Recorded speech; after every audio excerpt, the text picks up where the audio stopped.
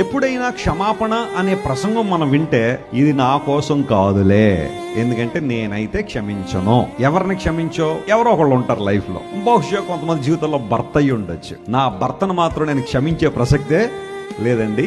కంఠంలో ప్రాణం ఉన్నంత వరకు నా భర్త మీద ఈ పగ, కక్ష, ప్రతీకారం కొనసాగుతూనే ఉంటది అని కొంతమంది అనొచ్చేమో. వెస్లీ గారు, నేను ఎవరినైనా క్షమిస్తాను కానీ నా భార్యను క్షమించనండి అని ఆ కచ్చా కట్టుకుని కూర్చున్న పురుషులు కూడా ఉండుంటారు. వారందరితో చక్కగా ఉంటారు, అందరితో బాగా మాట్లాడరు, కానీ భార్య దగ్గరికి వచ్చేసరికి మాత్రం ఆ స్నేహభావం ఉండదు, ఆ ప్రేమ ఉండదు, ఆమెతో ఆ కలివిడితనం ఉండదు. ఎందుకోసమంటే ఏదో రకమైన ఒక సంఘటనను హృదయంలో పెట్టేసుకుని, ఒక విషయాన్ని మనసులో పెట్టేసుకుని ఆ కక్ష, ప్రతీకారేచ్ఛ తమ క్రియల్లో చూపిస్తూ ఉంటారు. I can forgive that person. నా సహోదరుని క్షమించలేనండి, నా సహోదరుని క్షమించలేనండి, నా ప్రక్క విశ్వాసాన్ని క్షమించలేనండి. రకరకాల పరిస్థితుల్లో కొంతమంది ఉంటాయి. ఒకవేళ వారు తమ తప్పును ఒప్పుకోగలిగితే, తమ యొక్క అపరాధమును ఒప్పుకోగలిగితే నువ్వు క్షమించడానికి సిద్ధంగానే ఉండాలి. క్షమాపణ అనేది మొట్టమొదటిగా క్షమించబడే వ్యక్తికి మేలు చేయడం మాత్రం కాకుండా నీకు కూడా చాలా మేలు చేస్తారు. ఎందుకోసం అంటే ఆ గ్రడ్జ్ నీలో ఉన్నప్పుడు, ఆ ప్రతీకారాచ నీలో ఉన్నప్పుడు, ఆ కోపం నీలో ఉంచుకున్నప్పుడు అది ఎదుటి వ్యక్తిని దహించక మునుపే